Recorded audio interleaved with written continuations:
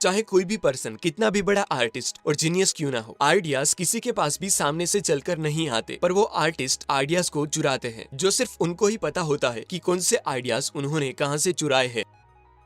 Computer पे animated character बनाने से लेकर अपने वर्कशॉप में किसी दो मेटल को जोड़ने के लिए किया हुआ वेल्डिंग भी एक आर्ट ही है। कई लोगों को लगता है कि आर्टिस्ट मतलब पेंटर, लेकिन ऐसा नहीं है। जो भी पर्सन दूसरों को हेल्प करने के लिए अपनी स्किल के जरिए कुछ क्रिएट करता है वो आर्टिस्ट है। फिर चाहे वो बिजनेसमैन हो, कुक हो, प्लेयर हो या कुछ भी, वो एक आर्टिस्ट ही है। पिकासो कहते थे कि आर्ट एक चोरी है, जो आज भी सच है। जैसे एप्पल के founder Steve Jobs, basketball player Kobe Bryant, दुनिया का most influential band the Beatles और अमेरिकन रैपर एमिनेम जैसी कई फेमस पर्सनालिटीज ने दूसरों के आइडियाज को कुछ इस तरीके से चुराया कि पूरी दुनिया को उनका वर्क ओरिजिनल लगने लगा। इसलिए आज मैं ऑस्टिन क्लेयोन की best selling book Steal Like an Artist में से कुछ ऐसी बातें बताने वाला हूँ जिससे आप सीखेंगे कि कैसे आप भी ग्रेट लोगों की तरह अलग अलग आइडियाज, कॉन्सेप्ट और प्रिंसिपल्स को कनेक्ट करके एक ऐसी चीज क्रिएट कर सकते हो जो सबसे यूनिक हो। स्टिल लाइक एन आर्टिस्ट में से मैंने सीखी पहली बात, नथिंग इज ओरिजिनल। जैसे मैं भी कोई ओरिजिनल थिंकर नहीं हूँ, मैं एक सिंथेसाइजर हूँ जो अलग अलग आइडियाज को कुछ अलग ही अंदाज से कनेक्ट करके आपके सामने प्रेजेंट करता हूँ। स्टीव जॉब्स ने अपनी एक स्पीच में कहा था कि गुड आर्टिस्ट आइडियाज की कॉपी करते हैं, पर ग्रेट आर्टिस्ट आइडियाज को ही चुरा लेते हैं। अब थोड़ा सोचो कि उन्होंने ऐसा क्यों कहा। उनका कहने का मतलब था कि जो नॉर्मल लोग होते हैं वो चीजों को इमिटेट करते हैं और दूसरों को कॉपी करने की कोशिश करते हैं, पर जो ग्रेट आर्टिस्ट होते हैं वो उसी सेम चीज को डीपली स्टडी करके उसे कुछ इस तरीके से ट्रांसफॉर्म करते हैं कि उनकी खुद की पहचान वो चीज में झलकने लगती है। कई लोगों के लिए क्रिएटिविटी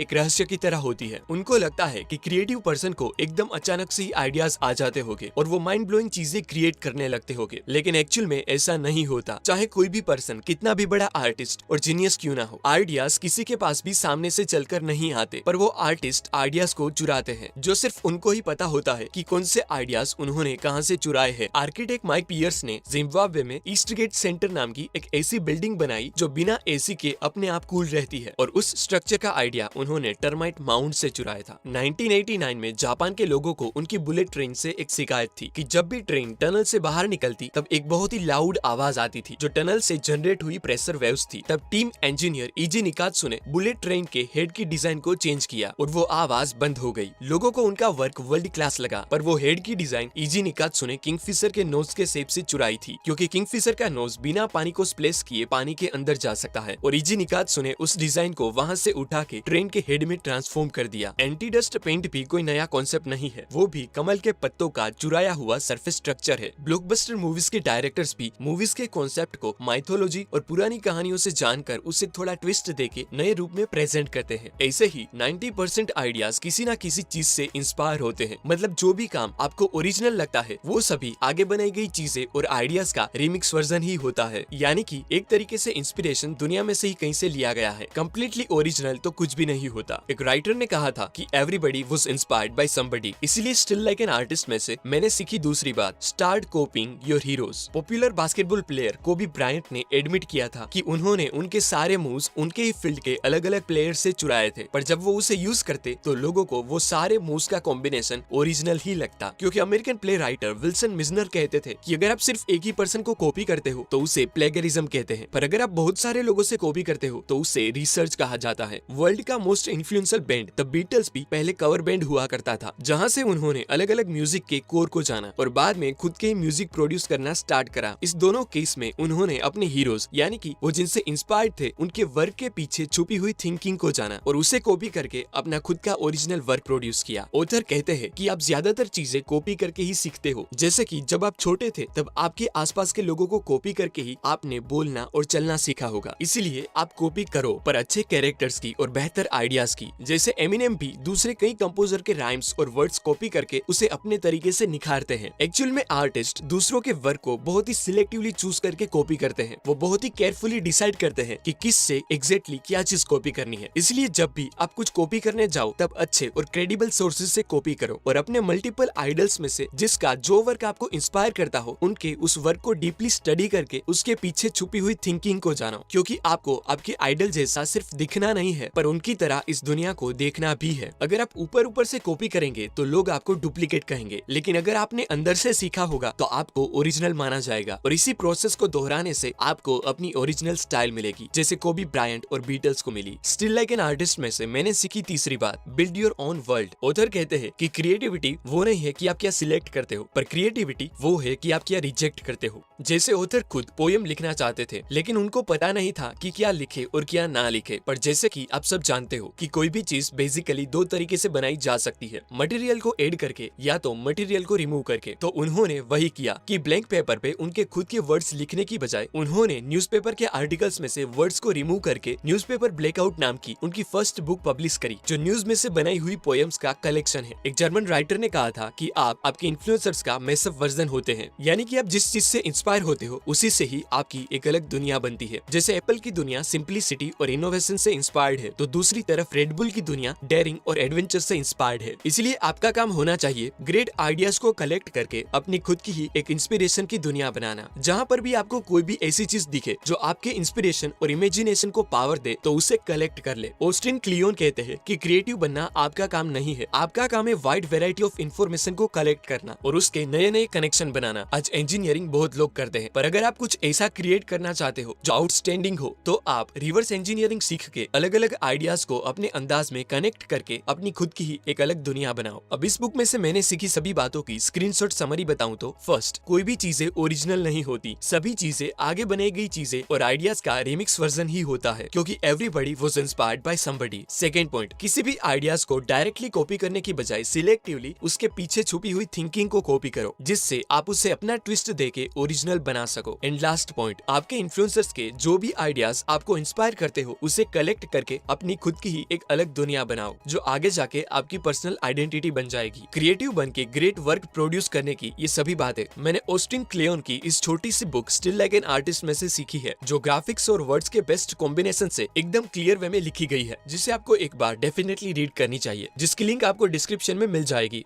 धन्यवाद।